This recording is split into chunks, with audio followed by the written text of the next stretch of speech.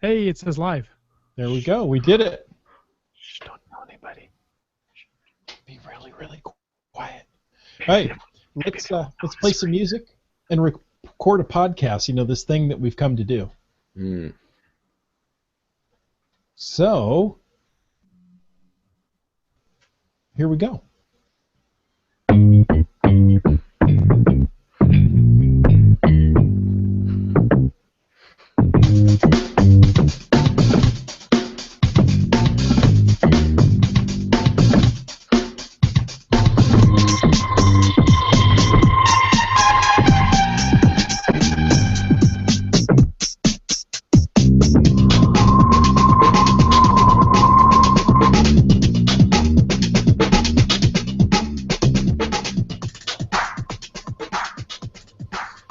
Well, here we are. It's Thursday night. Welcome to Caching in the Northwest. This is the only podcast dedicated to geocaching in the Great Pacific Northwest. We'll talk about caches and cachers unique to this little corner of the country. So pump up the tires and oil the chain. It's time to go caching in the Northwest.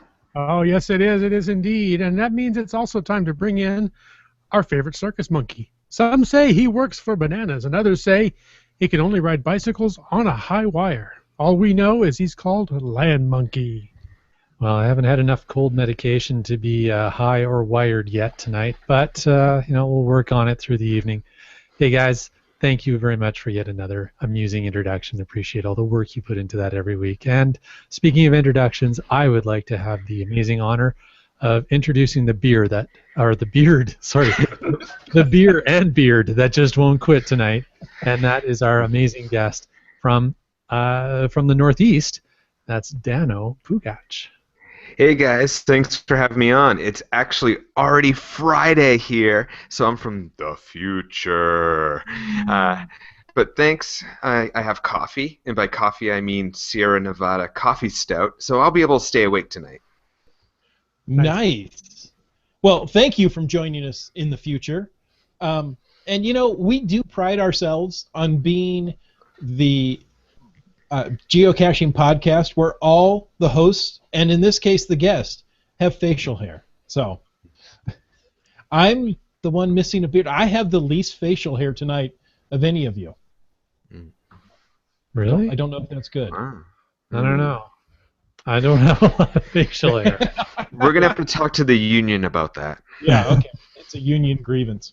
I usually don't feel quite this inferior, but that's quite the beard our guest is sporting there. Yeah, it's pretty new too. I stopped shaving the day before my youngest son was born, and that was August 21st. So around August 18th, 19th was the last time I shaved. It's Very impressive. Good. So you did No Shave November in style. Oh yeah. And months ahead of time. Well, you know, as you can see from my shirt, I'm really part Wookiee. Nice. Nice. Well, back to the podcast. Come to the podcast. We have Wookiees. Yes.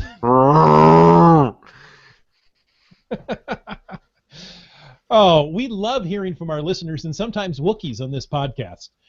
We love hearing about your favorite caches and bandoliers that you wear across your chest, and your favorite caching locations in the Northwest in your own voice or growls each week on our podcast. So be sure to use the voicemail tool on the website and send us your favorite cache, and we will play it on the podcast very soon. Your message, you know, for those who are shy, needs to only be about 15 seconds long.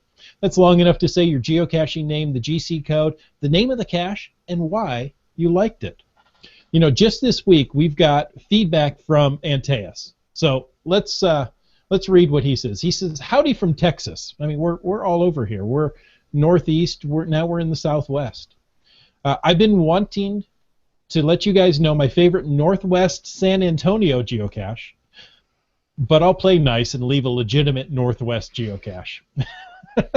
I've had many favorites while visiting the final block party, but I think my favorite was GCD, simply named Geocache. Not only was it a beautiful hike and an oldie, but on my way down I ran into the host of this very show, Caching in the Northwest. So thanks for all the entertainment, guys, from Antaeus. Very nice.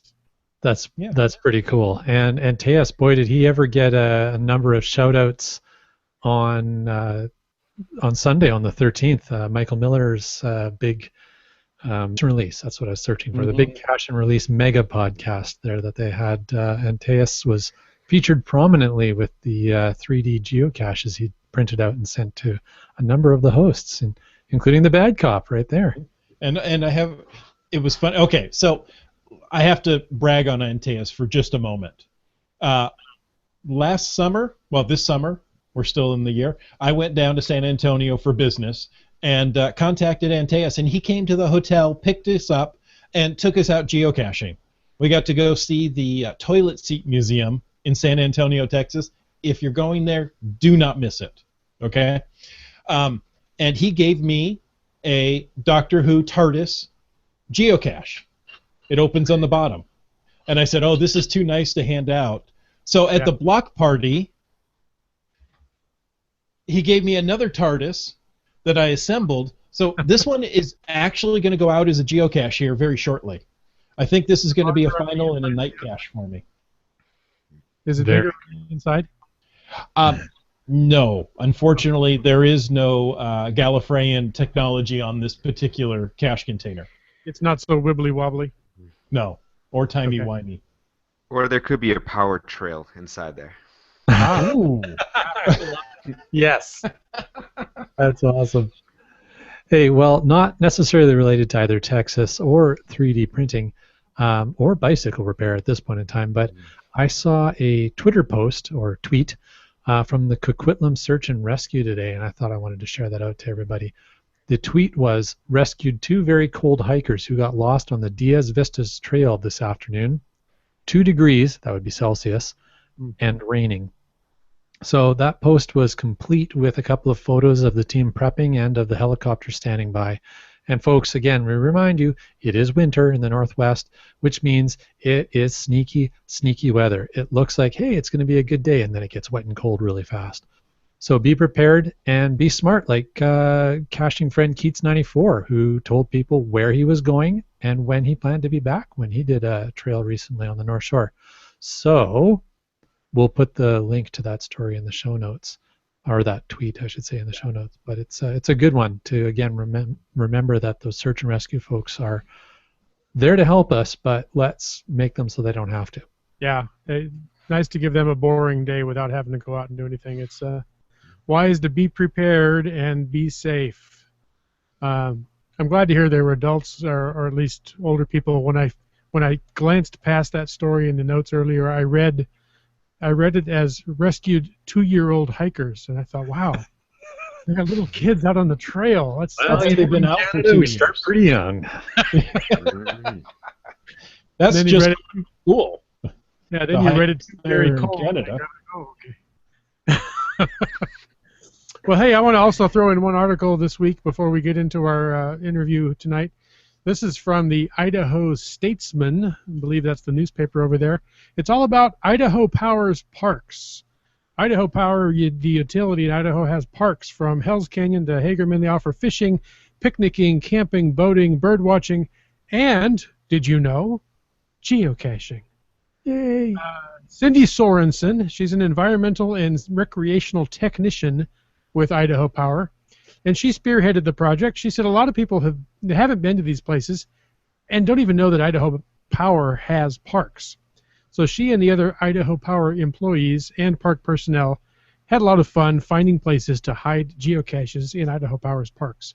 She said, we thought it would be fun to make a game to get people to visit the parks. Idaho Power is getting good feedback from geocachers who have zeroed in on the new caches. And the parks are open year-round, which makes it very easy to pursue geocaching. The parks, geocaches at the parks are challenging to find, but are in easily accessible spots. I would imagine that helps to prevent trampling and making geotrails off the main path there. It's just another way to get out and enjoy the outdoors, and in turn, educate people about Idaho Power's recreational sites and hydropower facilities. So, if you're over in Idaho, go check out Idaho Power's parks and find some geocaches.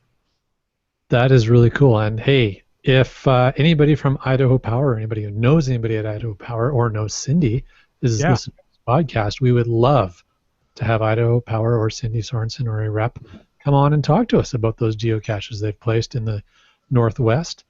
Idaho definitely a part of the Northwest, and That would be awesome.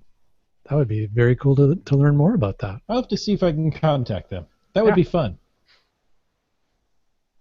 So we just mentioned somebody went out and hid geocaches. Have you guys been out geocaching this week? Land Monkey, we'll start with you.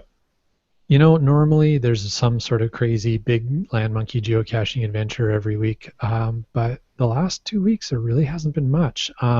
Between helping the family move and the kids having theater productions at school, and on top of that, I've actually been kind of under the weather the last week.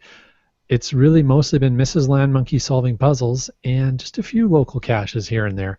Although I do have to shout out that we did pick up a previously DNF'd puzzle cache in Abbotsford this weekend, and while doing that, we also picked up a few of Bry Lang's caches. Hey, Bry Lang. How about you, Dano? Yeah, I was lucky enough to go geocaching Sunday with my family. We were geocaching at the beach, found some trails that were gorgeous. You're going past all these mansions, and all of a sudden there's just like a trail there. I'm like, let's follow the trail. So found a bunch there, and then I went solo today. I found 7 caches, climbed a tree, fell out of the tree. Long story, but you'll have to listen to GeoGearheads to get the full story of that one. Found some barbed wire fencing as well while I was out there today. So it was a rough day on my body, but I am now 11 caches away from 600. My 4-year cache anniversary is Christmas morning, so I want to find 10 more, hopefully tomorrow before I go to work, so I can find number 600 on Christmas. Very cool. Nice. Nice. And it's cold there where you are, Dano, so going out and finding 10 caches is not a gimme on and trying to find 10 caches on 4 hours of sleep after being on 2 podcasts, just a little bit harder. Welcome to my world. You know, I have been working on filling out my finds calendar, and there was a cache that I DNF'd. I did not like the location. It was a path between 2 houses. They said it was a public path, but it doesn't feel like a public path. And this thing has been going through my head for a couple of weeks, and I took my daughter out to lunch, and I said, come on, we're going to go find this together in the daylight. I tried to find it on a dark and rainy night, and it was not the best thing. So I go back there, and I look, and I go, there's just nothing here that meets the description. And my daughter looks over and goes, there's a box there under that ivy. Yeah, that's it. I probably would not have found it without her. So another day off my calendar. So, but I also got to find some in downtown Seattle that were really nicely done. Daughters make excellent geocaching partners. Don't they though? Yeah. Man, gotta take her with me more often. Yeah, my kids are great that way. I'll walk up, be looking at my phone for hints, and my son will go, here it is. Hold on. Let me read where it's supposed to be first. Wait, I have to read the hints first. No, they got it.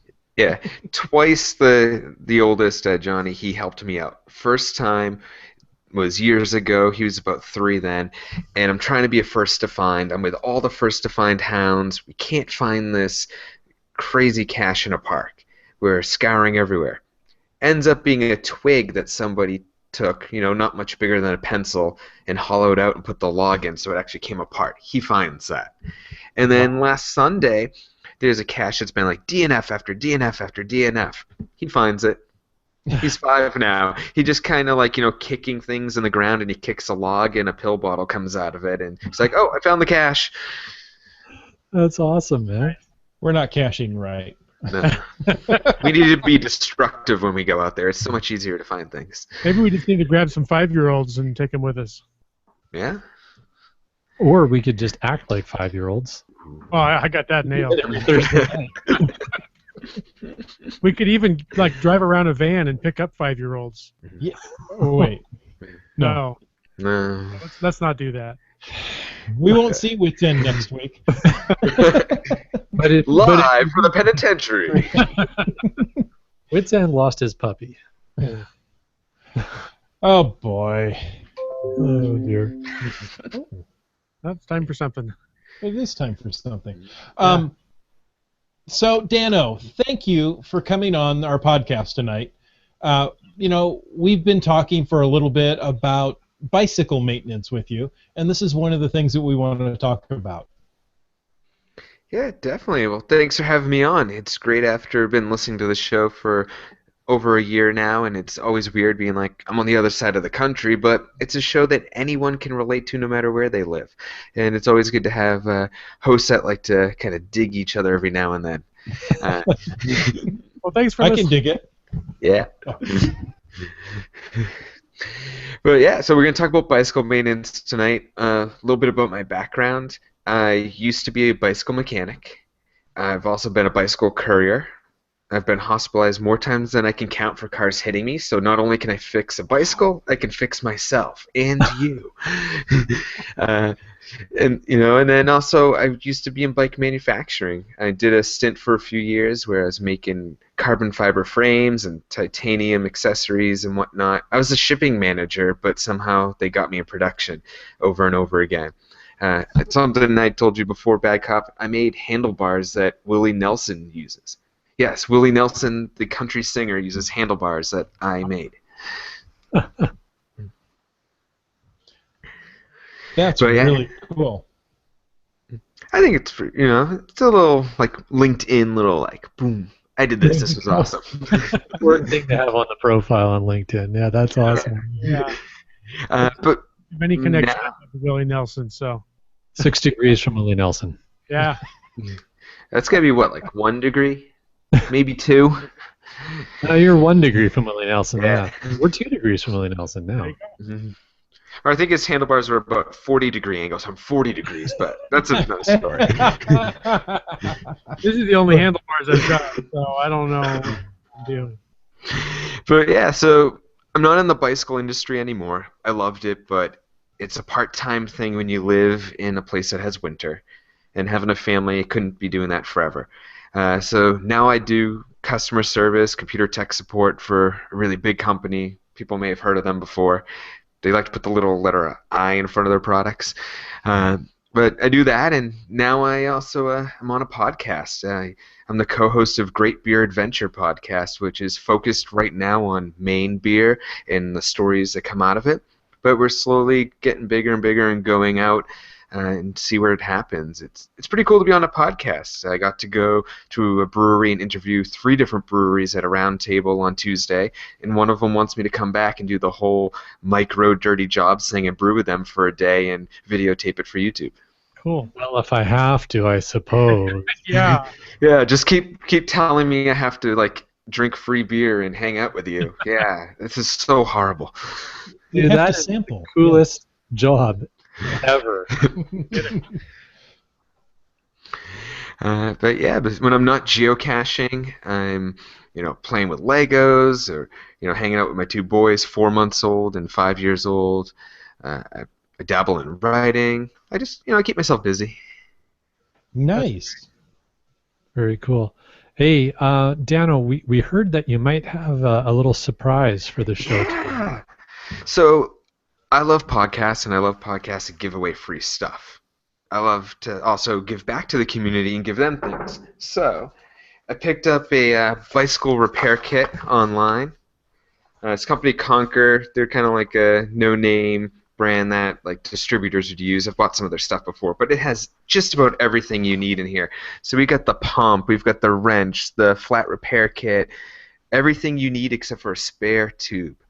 So that would be really custom to whatever bicycle you have. So we're going to give this away later tonight. And to give it away, all you got to do is send in an email. So it looks like you guys use feedback at cachingnw.com. Subject bike. And then I want to know the answer to this question. Who said the quote, "Marriage is a wonderful invention, but then again, so is a bicycle repair kit"? Ah. Billy Connolly. The answer is not Dano. The answer is not Dano. Well, he just said it, but prior to Dano, who said it? Yes. In case my wife is listening from the other room, it was not me who said that quote.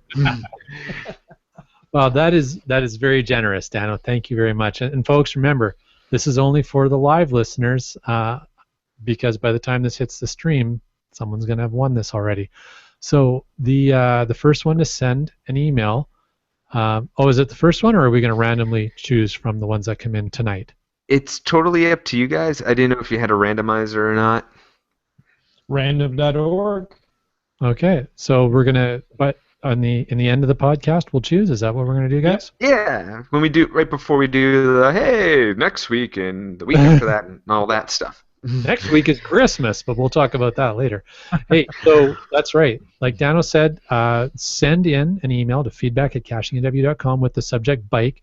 Be sure to spell it properly, and tell us which famous person said marriage is a wonderful invention, but then again, so is a bicycle repair kit. And the answer may or may not have been just let out of the bag by Dano. Billy Connolly. Yes, may have let that out of the bag. Maybe. The cat is right out of the bag. All right. So, hey, while folks are madly typing away their emails, in the Northwest, we do love our bicycles, just like much of the rest of the world. But even during the winter months, you'll see cyclists pedaling about. So, Dano, tell us what's the best reference for bicycle repair skills? Like, if somebody wanted to get started, just where do they go? What would you advise? 2 places. One is right here, the Bicycle Repair Guide by Todd Downs. I have the 5th edition. It's about 10 years old now. This was actually given to me on my first day of being a bicycle mechanic. They gave it to everyone they hired that year. There was 3 of us. Super comprehensive, easy to follow pictures of how to do just about anything. But then a coworker of mine just told me recently, biketutor.com, which is kind of like the iFixit for bicycles, where it tells you how to do everything with videos. It's pretty comprehensive and free. Cool. I like free. Yeah, I was looking to see what app I have on my phone for bike repair. The one I have was decent. I never could quite get my derailleur to line up the way I wanted it to. Oh, so your hang down got in your wheel sticks. I got exactly. Yeah. That sounds uncomfortable. Yeah, really. That does not sound like a family comment there. But, okay, so but moving on. The app really helped. I was able to sit there, watch a video. Got it. So cool. There you go. Like everything else, there's an app for that, right? There's an app for that, but it's not necessarily always the case. So you mentioned a lot of the different things you've done with bicycle couriering and all those other things, but bicycle maintenance sounds like it was a mainstay for you. How long did you do that? How long have you been, shall we say, practicing like a doctor? Yeah. I always wondered how a doctor keeps practicing, but how long were you doing bicycle maintenance? Yeah, I was a mechanic for 3 years, and I started that 8 years ago. I answered a Craigslist post, and I had really no knowledge or experience. I was working a job I didn't really enjoy, and I just took a class at a community center to learn how to do bicycle maintenance. So I show up to the interview, super nervous. I can barely change a flat. I don't know what I'm doing. And the guy looks at me. His name's Joe, and he said, "This is what I'm going to do, because this bike shop was they called it Broadway Bicycle School. It was a teaching shop, so you could rent the stand and do your own thing. You could rent one of us, and we'll do one-on-one and teach you how to do your own repairs. Or if you want, we'll just do the repair and you can come back." So he takes a wheel, and he takes the hub apart and all the ball bearings and tells me what he's doing and puts it back together and hands me the wheel and says, "Okay, I'm a customer that's paying you to teach me. Teach me how to take a hub apart." I did it, and then when I was done, he's like, "You're hired." Nice. Shook my hand. That's pretty cool. But I had a lot to learn in the beginning. I didn't know what I was doing. It would take me all day to do something that should have only took 10, 15 minutes. But sure. I just stuck with it. It was hard, like adjusting brakes. My bicycle didn't even have brakes. How am I supposed to know how to adjust brakes? Don't you just drag your feet? Yeah, Fred Flintstone it, exactly. But it was cool. I got to learn so much over the years, and the only reason I quit was it was seasonal. They would hire me every April and let me go around Halloween, and then I had my first kid, Johnny, and it just wasn't viable. So then I was lucky enough to work for a bicycle manufacturer that was making titanium frames and carbon fiber frames, about 1,000 a year. It's a real small company. There was about 14 of us, and I did that until I moved up north. Nice. Nice. Is there different bike maintenance that should be done during different seasons? I mean, we're in a very wet season here now. Yeah. Well, my maintenance for you guys in the rainy time would be doing less. The biggest mistake you can make is over oiling that chain. The more lube and gunk you put on there, the more it's going to attract dirt and mud and stuff. Oh, yeah. So this is the time where you're probably going to lube that chain once a month at the most, where in the summer it could be weekly, bi-weekly, depending on how much you ride. Cool. Interesting. I wouldn't have thought of that. Yeah. I thought the lubrication would keep everything clean. Mm-hmm. Yeah. Are there different types of lubricants for different seasons then? Well, it's more of just your style. Typical would be like an oil-based, pretty cheap, $5 a bottle, what most people use. And then they got these ones that are more of like a wax-based. A lot of the racers will use them. I use them just because it attracts less dirt and you can get away with using it less. But if you go with one kind, you can't just switch. You got to put a whole new chain on if you want to switch style. Oh, interesting. Mm-hmm. Cool. Is there a time you should strip off everything that's on your chain and recondition it? Mm. It's something I've never really done. Okay. It's one of those things where when I was a bicycle commuter riding every day, year-round in Boston, Massachusetts, I got in the habit of a new chain every year, no matter what. New brake pads once or twice a year, no matter what. Just kind of as things go. It's one of those things where you don't want to overdo things, but you don't want to let it go. If you're pedaling your bike and it's chirping like a bunch of birds on a nice spring day, it's time to put some lube on that chain. If you're braking and it squeals and you're waking up people in the cemetery, it's time for new brake pads. Okay, so good, simple tips to remember for when you need to do bike maintenance.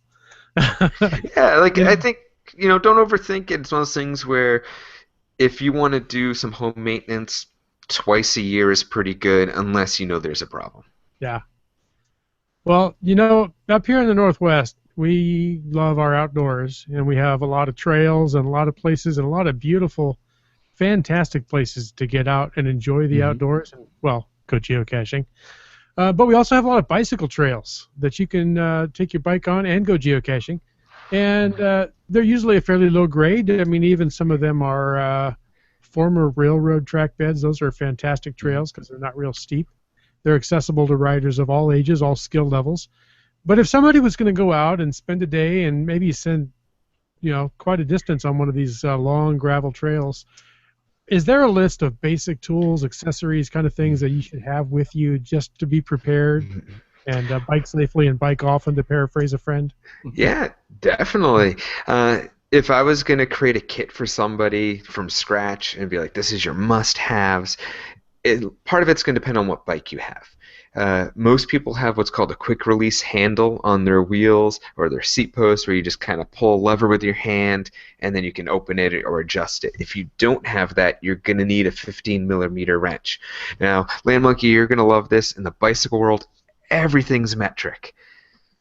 Well, actually, in most of the world, everything's metric. There's just one country that hasn't really gotten on board. Yeah. We won't mention it because they might your empire. but a 15mm wrench is the standard for any wheel bolts to get your wheels off, and you're going to need to do that if you have a flat. You're going to need tire levers. There's different kinds, plastic, metal. I use metal, but if you don't know what you're doing, you could damage the rims of your wheels, so it's better to stick with plastic if you can. Spare tube. I personally don't like the patch kits where it's rubber cement that actually kind of like melts and vulcanizes the tire, and like a patch kit that goes over. I've never gotten one to work, even though I know friends who have 30, 40 patches. They've been on the same tube for 20 years and they have no problem. But that's not me. I'm always I'll replace the tube. If I get a second flat, I'll patch the second one. So we got your wheels off, we got your tire off, we put your tube on. Now you need a pump to be able to inflate that. I think it's kind of wasteful for both the environment and money to use CO2 cartridges. They are quick and easy, but a pump doesn't take that long. So whether you have a mountain bike or a road bike or anything in between, it's not going to take you more than like 2 or 3 minutes to use a hand pump and pump that up. So those would be the big essentials to carry on, just because on the road you're really only going to run into flats. If you want to carry a multi-tool to adjust things, you can. If you want to carry a chain tool, it's a little overkill. If I do group rides, then I'll take people along with me, and I'll have lots of tools. But if I'm by myself, just the bare minimum. Cool. Nice. So, are there a basic set of skills that every bike rider should have? Yeah. Balance. No one's ever asked that question. Yeah. I mean, I'm talking repair skill. I mean, does everybody need to know, how the derailleur works, or take apart a hub in order to ride a bike? Well, some of that I would consider advanced skills. So when I took classes at a community center, and then when I was teaching classes in a bike shop, what we do for your beginner class would be how to change a flat, how to change a chain, how to change and adjust your brakes, and then how to change and adjust your gears. And when you're changing and adjusting your gears, it's really just the cables that control them, and then knowing how to adjust the screws to make them go, so far over, or restrict how far it goes over. So those would be your basic, because a basic tune-up, you could pay your bike shop $100 a year to do a tune-up, or you could just spend an hour or two yourself and do it. And it's fun. It's empowering to know how to do something. Mm-hmm. One of the things that I would always do, like a cool thing I learned, was brake pads. The reason they squeal and don't always work right is it's the vibration against the rim. So the thing they called towing them, you kind of angle the pads so that they hit the front of the bike before they hit the rear of the bike. And I always struggled on getting that angle right, because if you get it wrong, they're going to squeal like crazy. So what I do is I take a piece of cardboard from like the packaging from the brake pads, or a 2-box, really thin cardboard, and just fold it in half, and I'd shove it in there in the back of the brake pad, and then tighten it up. So then when I pulled it out, you had that little tiny gap, which is, half a millimeter, quarter of a millimeter. It's a really tiny gap, but just enough. That is a very cool trick. I actually learned about the towing on your brake pads this past summer, and thought, well, geez, that's why. Yeah. And then if you have one, somebody explains it to you, but if somebody doesn't explain it to you, like, I don't know why this is doing this. Mm-hmm. Yeah, and there's another trick, because if you have a bike that just does not want to stop squealing, and the brake pads are put on by someone who fixes bikes for the Olympics, like they're a pro.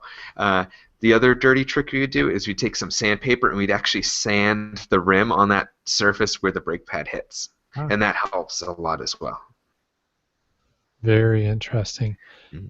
Hey, Dano, we talked, or you shared with us earlier about all the cool tools that you put into the kit and everything, and then you shared about what essential tools that people who are going on their bikes should have with them. Are there any tools that, so let's say you're going bike riding and you're a geocacher because you're listening to this podcast, are there any tools that are handy for both bicycle maintenance and geocaching? Like, can somebody have an all-in-one pack or kit for caching by bike? Yeah. Well, I wouldn't say it's really tools, but more some accessories. My favorite is probably the most overlooked, especially by people over the age of, I'd say, 12. A kickstand. A kickstand is super important, and no one has them on adult bikes.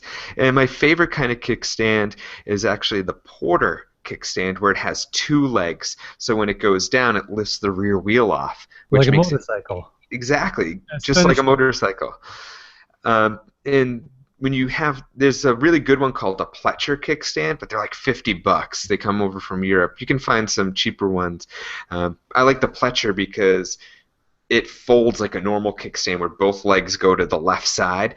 But when you have that rear wheel lifted off, then you're not flipping your bike upside down and scraping up the handlebars and the seat, and it's easier to deal with the gears that way. Whether you're riding, a single speed bike where you have to get the chain nice and tight, and you have to get the wheel perfectly centered. Or if you have a gear bike, you got to get the derailleur out of the way. Or you're like me and you're like Sturmey Archer 3 speeds, and you're dealing with the internal gear hub and all that cabling. It just makes your life so much easier to have a kickstand. Very cool.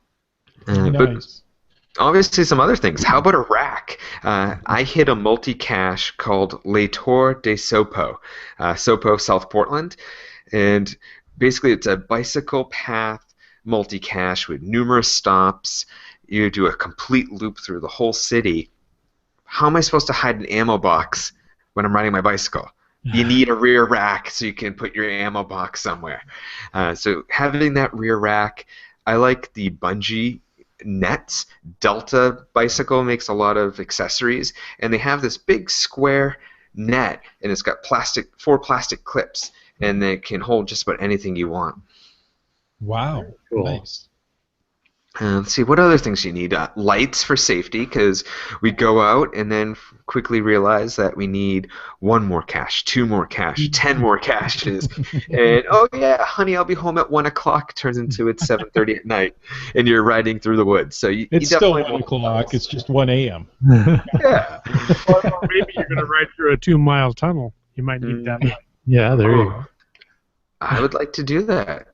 I've ridden my bicycle through a tunnel one time, and my wife still married me, so I didn't scare her too much. We were part of a group where we did a overnight bike ride through Boston. It started at 10 at night, ended at sunup, and they actually raised money to shut down the highway in the middle of the night, and we rode through the tunnels, and that was a lot of fun.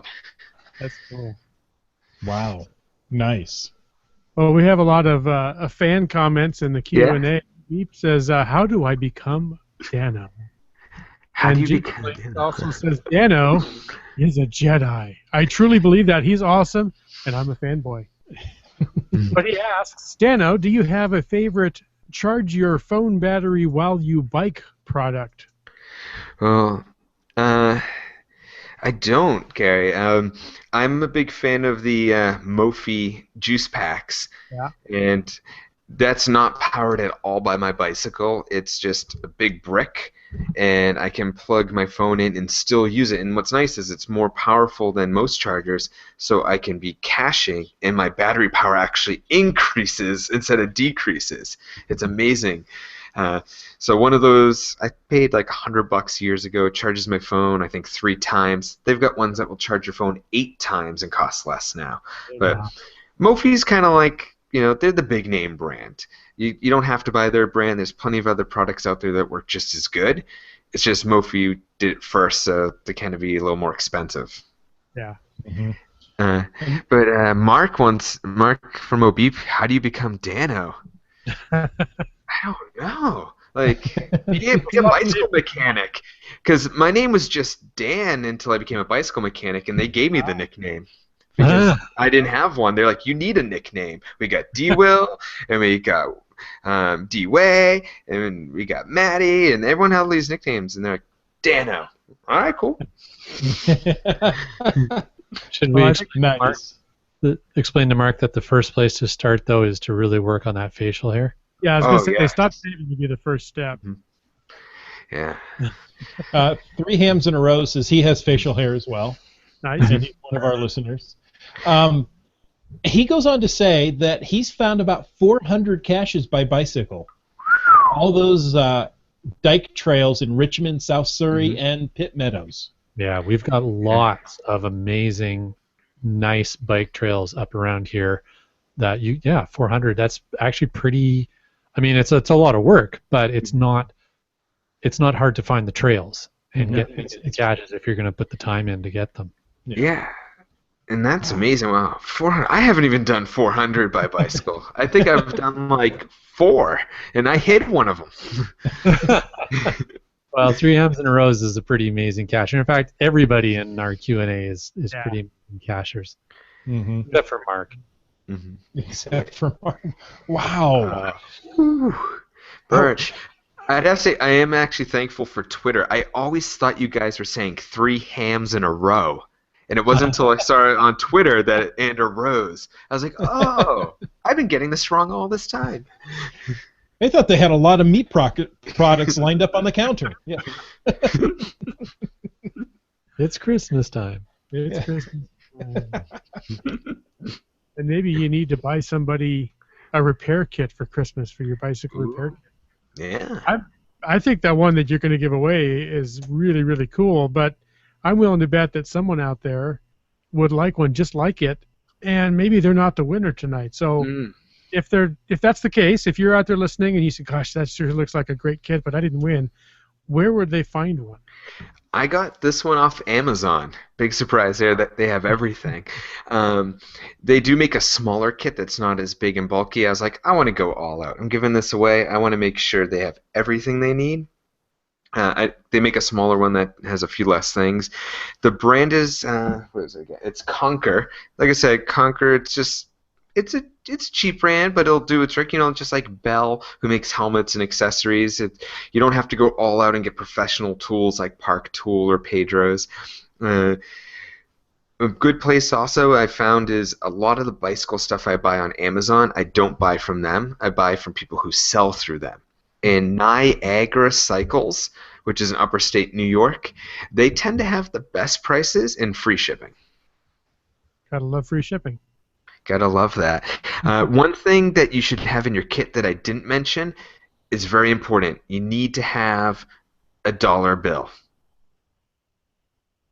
Tell me and why. I know it sounds why. Yeah, so why? So say you go geocaching and you're riding your bike and you get a flat.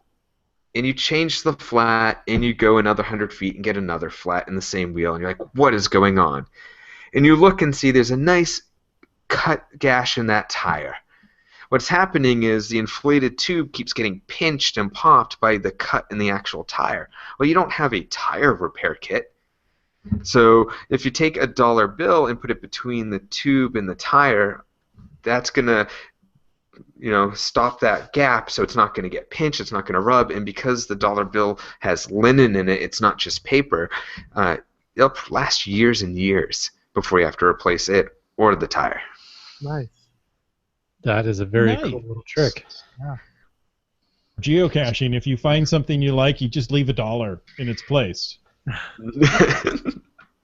Exactly. But yeah, I don't know if in Canada, if you're dollar bills works so well for us. You're gonna need one of those American dollars. Well, I don't know. Our dollars won't necessarily work so well on the bike tire. I'm just saying. Well, it depends on the bike tire. If you're riding one of those fat tire mountain bikes with 4-inch wide tires, that would probably work. You might have to resort to duct tape. But your bill, well, yeah. It should work. Sorry, you were cutting the audio. Is no longer a little bit on me. The bill that you guys have, your paper bill, that should work, or I don't know if it has linen. I don't know. Our new ones are actually quite plasticky, so I don't have my wallet on me here, but yeah. The new Canadian money it's a very well. Just send me some in the mail, and I'll check them out for you. Why don't you come and visit us for Christmas, and then I'll show you. Well, we know how much Wits End likes to get free stuff and save money. Yeah. So he could maybe just go to his local FedEx, take some of those Tyvek bags they use for shipping, and make his own patches out of it. There you go. I like that. Got to be thrifty. That is a brilliant idea. Yeah. So Dano, do you want to? I think we're ready to announce who our winner is for tonight. Did you want to share that with everybody? Sure. Let me see. Gotta scroll down through the notes real quick. All right, and now for the moment you've all been waiting for it. The winner of the bicycle repair kit. Give you a reminder. We got your bagged kit here. It's got reflective striping, straps to attach it to your bike. Well, everything's falling out. You got your multi-tool, your pump, all the stuff you need, and that is a name I hear every time I listen to a podcast. I can't go 30 minutes of podcasting without hearing this name, Wet Coaster. All right. All right. So I'll be mailing it to you over the next few days, probably Monday. But it's coming all the way from Maine, and Carrier Moose is very slow, so expect it after Christmas. That's awesome. Well, congratulations, Wet Coaster. And just for those of us locally who know Wet Coaster, Dano, I think it's okay if it takes a little while for the kit to get to him. I believe he's recovering from some surgery on his foot, so not going to be using a bicycle repair kit for a little while. But we're glad to hear that he's online and see that he's in the Q&A, and hope that he's feeling well soon. And congratulations, Wet Coaster. All right. And Wet Coaster, if you could just forward your address to them so they can shoot it to me, and I'll get that out to you. We've got that. We'll make sure we get it to you. It's in the Rolodex. It is. That's fantastic. Hey, and we have a winner from last week as well, apparently. I missed the show. What did we give away last week? Land Sharks is giving away a very limited edition Christmas geocoin. Yeah. Very Yes. cool. It was really cool. So the winner of that is Butterfly Girl. So Butterfly Girl, you send us your mailing address and we'll pass that on to Land Sharks. That is pretty cool. Wow, lots of winners tonight. Everybody's a winner. No losers. Everybody. Yeah, that's right. That's right. This is the season of giving. Yeah, so Butterfly Girl, send us your mailing address and we'll pass that on to Land Sharks and they'll mail that off to you. Nice. Fantastic. Yeah, go ahead. Oh, no, please. Well, I was just going to, I think is there anything else we want to cover off in the Q&A, or are we good to start the wrap? We've got a lot in the Q&A, but I think we will cover that in the once we go, in the after show, in the aftermath. In the aftermath. The usual aftermath of our podcast. All right. So in the wake of our podcast, where can our listeners find any of us on the interwebs? And Dano, let's start with you. Yeah, so everyone can follow my adventures on Instagram or Twitter at GreatBeerDano. I'm also the co-host of Great Beer Adventure podcast, greatbeeradventure.com, and you can get that on Stitcher and iTunes. Nice. Have you ever thought of coming up with Great Beard Adventure? Because that would also work for you. That would. My beard has been very famous lately on Periscope. I've got some followers from all over the country, and they're actually we're trying to get me in. There's a new barber shop that just opened up here in Portland, and it's like a man's shop where, they cut your hair, they give you a massage, they give you a beer, you play darts and billiards, and I'm trying to work out something where I can do a Periscope there, give them a little advertising, maybe get a free trim. I like that. That is smart. That is very smart. Well, I'm ready to Nicely be done. there now. You want to move to the other Portland. Yeah, I was just going to say, we got to point out that this is the other Portland we're talking about. This is Portland, Maine, not Portland, Oregon. But It wouldn't surprise me if there was a shop like that in Portland, Oregon either. Oh, yeah. Yeah. There's probably 20. Yeah. Portland, Oregon is weird, and they want to keep it that way. Yeah, they like it that way. That's a slogan. Keep Portland weird. Portland weird, self-proclaimed. That's hilarious. So, hey, Wits End, where would people find you on the interwebs? Just start at witsend.us, and from there you'll find twitter.com/witsend, facebook.com/witsend, and geocaching witsend, and just pretty much Witsend. And yourself? Well, for me, we try and keep it a little more with blah. Keep a little more variety. That's what I'm trying to say. I like to have a little more variety with it. Landmonkey.blogspot.ca is the blog. But most active, you will find us on Twitter, Instagram, and Periscope at LandMonkeyGC, the GC standing for geocaching. And on Facebook, you can find us under Team Land Monkey, and YouTube. Just search Land Monkey, and there's all kinds of videos now. I was going to plug that there's going to be a new Dear Geocache guy coming out soon, but being under the weather and with some of the scenes we need to film for the next episode of Dear Geocache guy, I'm waiting until I'm feeling a little healthier, because it's based on what we're going to do, and I'm not going to give anything away, but based on what we're going to do, it's best if I'm feeling better before we film it. So I'll just leave it at that. So hopefully we'll get it done before Christmas. If not, it'll be very early in the new year. But please do get better soon. And I thought the Land Monkey GC was for Go Canada, but what do I know? Oh, Dear Geocache guy, filmed on location. There you go. How about you, Bad Cop? Well, you look for Caching NW on Twitter, on Facebook, on Google+. Caching NW, there you go. All right, well, that wraps up how to find everybody. So for those of you out there that are listening to us, we thank you, and we want to thank you for taking the time to listen to this here very awesome episode of Caching the Northwest.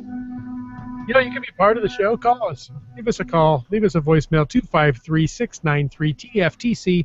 Leave us a comment. Ask us a question. Give us a push on the bike, and you can do that anytime, day or night. And of course, you can email us at feedback@cachingnw.com, just like Wet Coaster did to win that awesome prize. Remember, your support helps to keep quality shows coming. And if you like the show, please click the PayPal button on the cachingnw.com website. This show right here is licensed under a Creative Commons Attribution 3.0 license, copyright 2015. It's almost done, by Chris Humphrey. Thanks, everybody. Have a good night. Have a good night, everyone. See you next week. Mhm.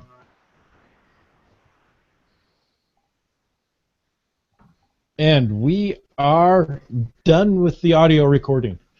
Now's the time we have a chance to chit-chat, go through. We've got an incredible amount of feedback tonight. Nice. I really Um, like the I OV. actually want to start by apologizing to Mark, because that was really mean what I said earlier. Mark, you are an awesome geocacher, and you know, keep at it with those where I goes. You'll get them. You'll get them all soon. I really like the comment where OV says, Daniel mentions Willie Nelson, drops Mike, show over. Pretty much could have ended that way. I think that would have been acceptable. Yeah. I've done a few cool things in my life, you know. Well, speaking of cool things, Three Hams on the Road says, I like the photo behind Daniel. Where is that? That is Amsterdam, and that is a giant poster that came pre-framed from IKEA that I got out of the dumpster at an apartment building I used to live in. Awesome. Yeah, no, there's always a story, man. There's just nothing without a story. Oh, yeah. Oh, they keep going. We just didn't have time. Like, I used to write for a magazine called Urban Velo. It's out of Pittsburgh. It's a commuting magazine. And I did an interview with Greg LeMond when he came to Massachusetts for the Marshall Major Taylor statue unveiling in Worcester, Mass. And I was like, oh, can I just get a picture of you reading our magazine? So this is like an independent punk rock zine, and he opens up the magazine to pretend he's reading it, and I get the picture, and the page he opened up was an advertisement for a fixed gear bicycle company using a naked girl riding a bicycle as their advert. And his reaction was like, he had to open up to the one dirty section. Nice. That was hilarious. Love it. Oh. Let's see. Wet Coaster says, yay me. I hope the mail works from Maine. Of course it will. Okay. Where does Wet Coaster live? BC. Yeah, in the greater Vancouver area here. Okay, yeah. Should have no problem getting that way. If I was going to Montreal, they might get mad because they'll be like, I can smell the Bruins on this package. You're in Hab country now, boys. Let's see. IHAM says 3 hams in a row would be Wits End, IHAM, and Pendragon on a bench. Yes, it would. That's funny. Oh, good. There's that GCD has been muggled. I do not believe that's the case. Oh? I saw I follow it, just, because it's what I do. And the CEO, because of the snow that has come up, has actually disabled it. She went up and removed it. Okay. Oh, and wow. replaced it with a temporary cache if somebody's, brave enough to head up that way. Well, good for her. So it will be replaced in the spring. Cool. Yeah, so we also have, sorry, I was just going to throw in there, Gary from Cache and Release, and thanking all of us for being on their podcast last Sunday. And oh, that's so nice. He says, you made my 2015. Well, Gary, you guys made our 2015. It was so much fun. That was a lot of fun. I just wish it had been longer. Mm-hmm. I agree. I've seen memes today talking about the the geocaching podcast extravaganza as kind of like the Republican debates. There was a first hour and a second hour. I was getting caught up on my podcast today on my commute home, and I listened to the geocaching podcast, and it was they recorded the episode I was listening to before Sunday, so it was last week's episode, and there was some complaints about being at the kids' table in the second hour. Yeah, but it was a really well done show. It should have been longer. I watched it live, and each hour felt 10 minutes long, and that's a good thing. There was no stale times, but next year we need to do like, I don't know, 24 hours of podcasting. Quite a bit. Dream big, Gary. Dream big. I like it. I have more fun at the kids' table.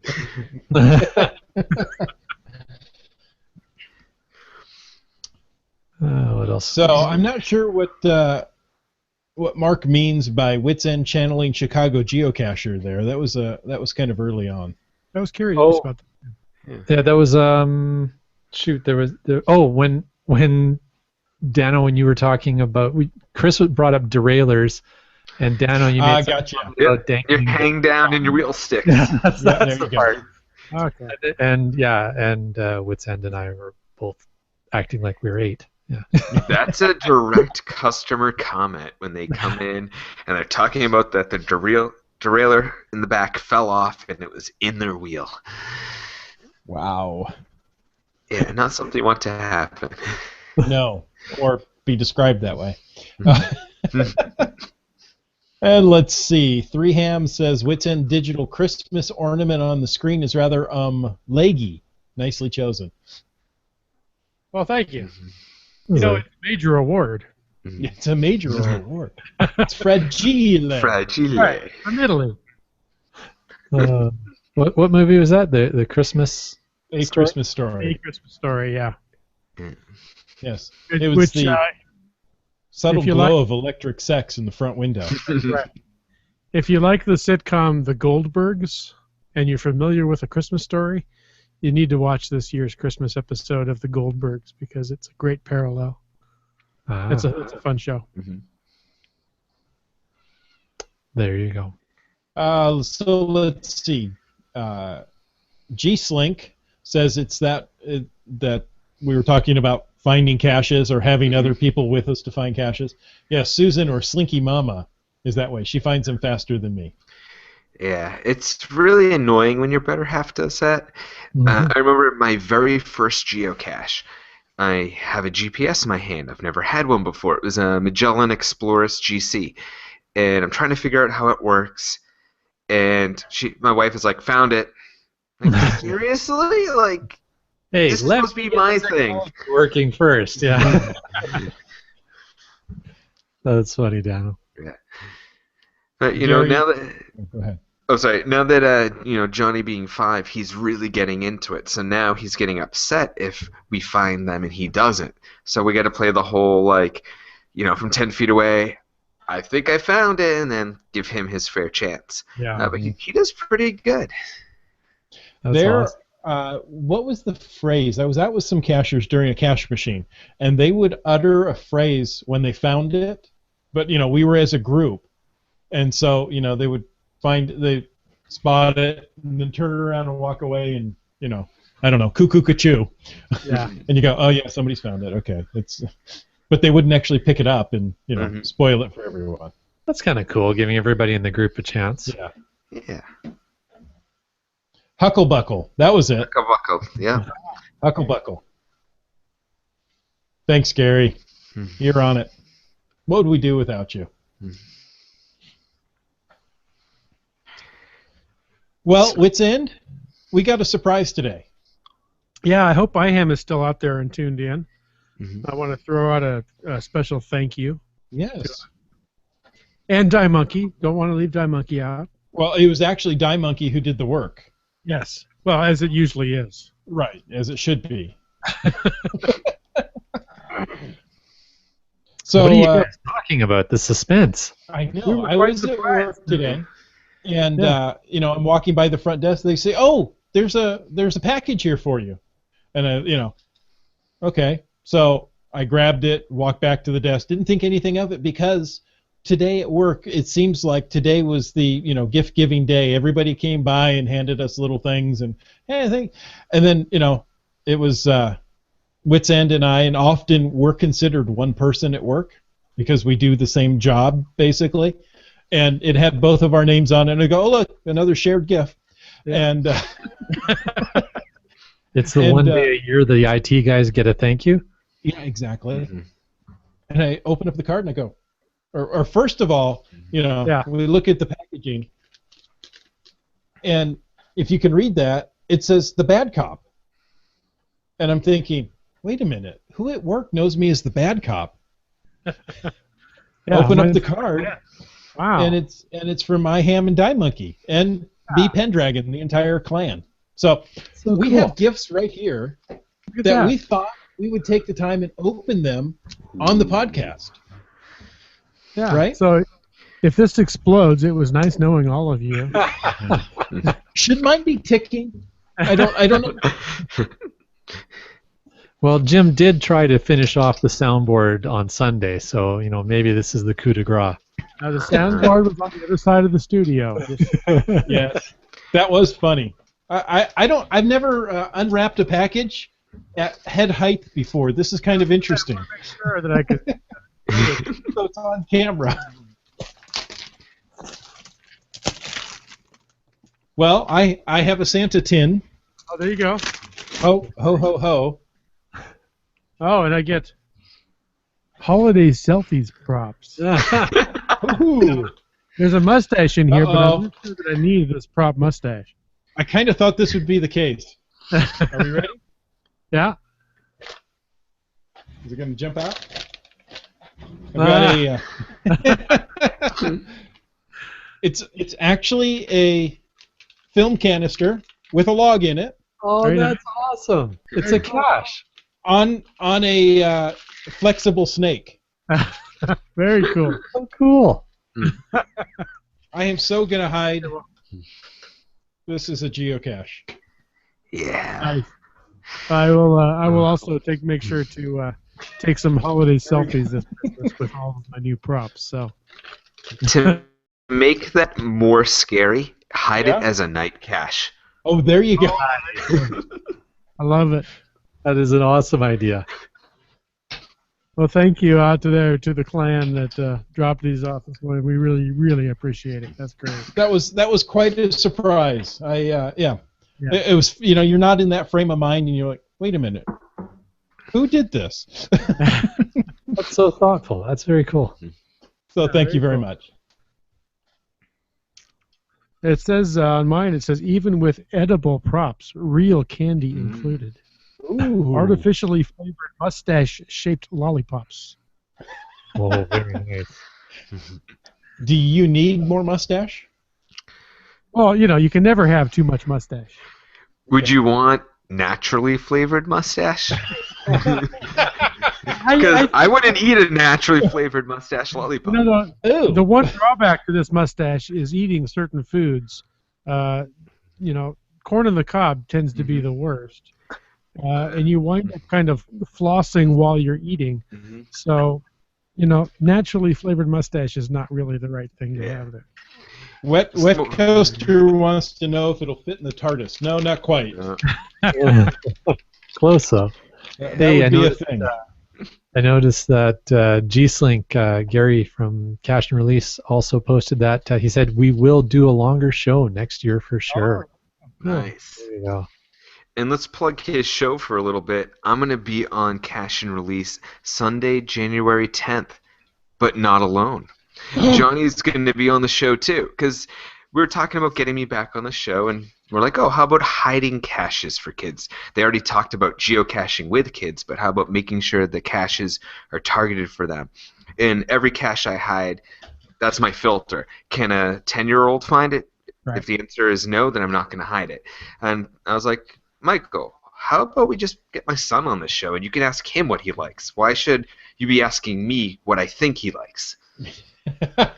Love it. We'll be looking forward to that for sure. Very cool. Because, at 5, they just don't stop talking, so I'm going to have to find an app that's like a mute button, so that way when you guys are talking, it just mutes us out. Oh, wits end. Looking good. Yeah, well, I had to open the gift to take full advantage of it here, so thank you, Diane. Nice. Yeah. So while we're talking about upcoming podcasts and Christmas time, our next podcast is technically scheduled for the 24th for Christmas Eve. Right. So I believe, I'm not speaking out of turn to say that we actually will not be having a normal podcast on Christmas Eve. That is true. As if we ever did a normal podcast anyway. If there is such a thing as a normal podcast, there will not be one on Christmas Eve. Right. However, we are working on something that could be very epic for this release. In fact, it's so epic that I've contacted geocaching.com to see if they wanted to get in on it. So I'm waiting to hear back. But I think this is something that is going to be truly outstanding. So we'll leave it at that. Ooh, just a little teaser. Yeah, just a little. So we won't be live here next week on Christmas Eve. We hope you're all spending time with your family, loved ones, and you have a fantastic time. And for once, the holidays in the U.S. and Canada line up all on the same day. But there will be some special content for all of you out there anyway. So are we going to drop that special content in the feed on Christmas Eve? I thought about that, then I thought, well, maybe we should drop it a little early. So I haven't decided yet. We'll see. It definitely will be in the feed by Christmas Eve, but it might be a little bit early. Yeah. Ooh, maybe we'll drop it on the 23rd for Festivus. Oh. My father referred to the 23rd as Christmas Adam because Adam came before Eve.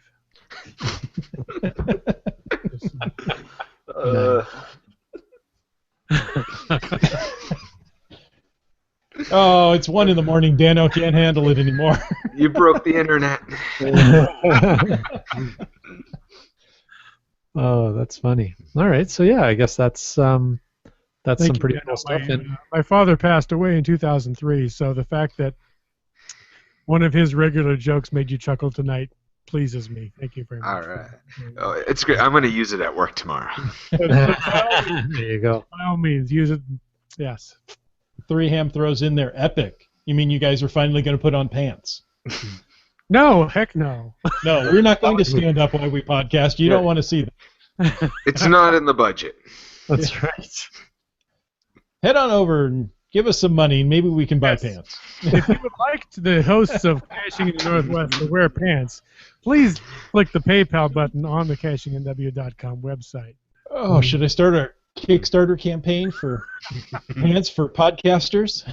Hey. That would actually work well. You know, we right next to the red kettles, we'll have pants for podcasters. Just throw us your loose change. We don't have any pockets to put it in yet, but we're going to get something. But then if people actually give us money, we have to wear pants. No, just because they buy us pants doesn't mean we have to wear them. Okay. I'm going to hang mine back here on the wall behind me.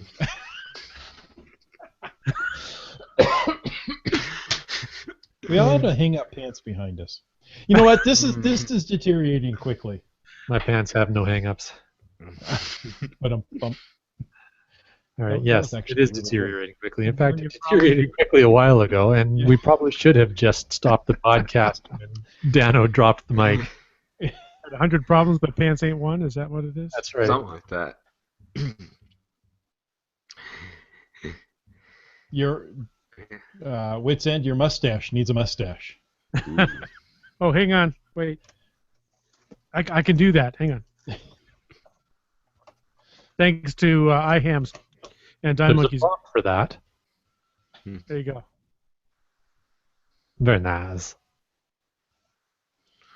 Multi-level mustache marketing. Oh. I can't click on anything in this window. What's the deal? His mustache is like a parfait. It has layers. That's right. Hey, nobody don't like parfaits. In the morning, I'm making waffles. And with that, we need to end the show. Trust me. I was going to say, there's even a little... Oh, he's back there somewhere. All right, so everybody who hung out this late on the Google Hangouts and contributed with all the Q&A, thank you. And we wish you all a very Merry Christmas and look forward to catching up with you in the new year. In the new, just before the New Year, New Year's Eve. That's right. That would be the next episode. Yeah. And we appreciate all of you. Have a fantastic Christmas with your loved ones. Good night, all. Take care. And I really can't stop the podcast. It just won't.